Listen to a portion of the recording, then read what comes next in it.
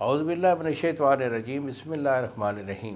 کشتہ سعد حکیم بابا سیف اللہ کی طرف سے میرے تمام دوستوں کو السلام علیکم ورحمۃ اللہ وبرکاتہ۔ جی تو دوستو، آج میں آپ خاص طور پر جو میرے بچے ہیں، میرے قوم کے نونہار ہیں، میں ان سے مخاطب ہوں۔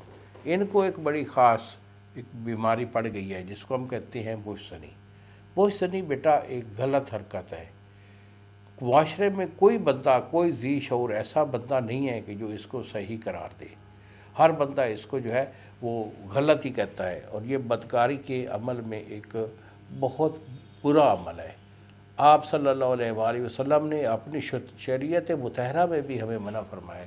اللہ اور اس کا رسول صلی اللہ علیہ وسلم ان عادات کو پسند نہیں فرماتے، اور بالخصوص آپ کا جو فزیکلی جو پرابلم ہے، یعنی آپ اپنی صحت جو ہے اس کو بالکل زیرو میٹر کر دیتے ہیں۔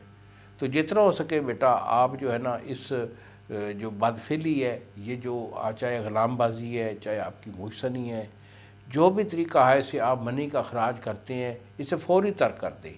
اپنے اللہ سے عہد کریں کہ یا بار الہ، مجھے یہ جو میں نے کر بیٹھا ہوں مجھے اس کی معافی دے دے، آئندہ میں نہیں کروں گا۔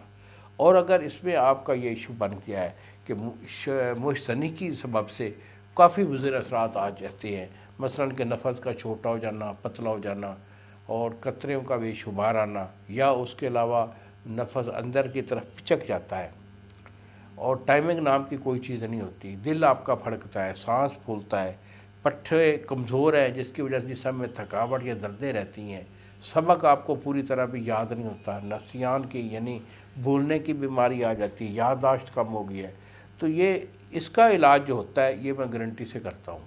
اگر آپ کا کوئی ایسا ایشو ہے بوجھ سنی کی وجہ سے آپ کے یہ عوارض لاحق ہو چکے ہیں، تو مجھے فون کال کریں۔